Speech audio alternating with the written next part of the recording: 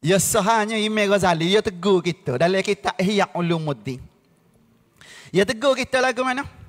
Imam Ghazali kata kita celek pagi-pagi mata kita. Kita bangun sebelum subuh. Buat kita ni, ibu-ibu semua, ayah-ayah pun ada di belakang tu.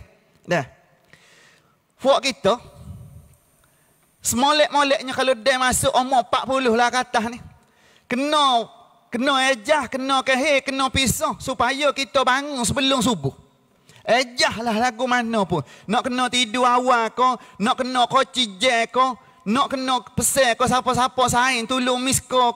Ejah lah lagu mana pun biar kita bangun sebelum subuh. Jangan orang best subuh, ayah kukuk habis sakit tekuk dah ayah. Serok tekuk-tekuk ayah gerak kita tak sedar. Pusing kau tu, pusing kau ni. Dah. Tak sedar-sedar. Jangan ajar. Jangan ajar aku tu. Tolong. Ustaz suruh tolong siapa tu? Dah. Suruh tolong diri sendiri.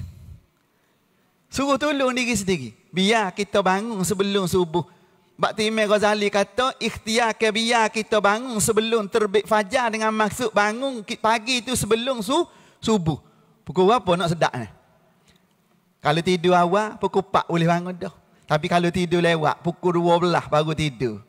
Pukul 5 dah. Pastikan kita bangun awal tu jangan tinggal. Paling kurang 2 rakaat tahajud. Paling kurang.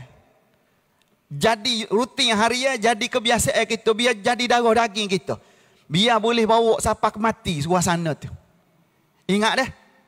Biar boleh bawa sampai ke mati. Suasana kita bangun sebelum subuh, sebelum terbit fajar. Lepas tu kita boleh buat sunat tahajud paling kurang 2 rakaat. Kita bertobat. Kalau ada ruang lagi, buat sunat taubat pula 2 rakaat. Kalau lepas ada ruang lagi, buat sunat hajat pula 2 rakaat. Tutup pula dengan 3 rakaat witir. Comel. Kalau ngatuk mata ke mana? Ngatuk mata. Ngatuk ustaz nak buat dah tapi seru nak guli batin lah seru. Contoh. Lagu mana? Kalau kita mayat takut tumbel. Gini, buat aku ni. Kita buat aku ni. Dah kalau nak baca Quran, tak boleh kalau dia lagu setara tu, ngatuk mata. Berzikir boleh berzikir. Berzikir pun tak apa nak boleh juga. Tapi mungkin berzikir ni dia tak ada kaitan dengan sah batal ke apa, tidak gitu ni. Maka berzikir tak apa dulu. Zikir, selawat, istighfar. Ada. Bangun baca doa. Bangun baca doa. Tak boleh juga tu ustaz. Tak tubik doa. Kalau dia ngatuk mata kan. Meta. Buat kan?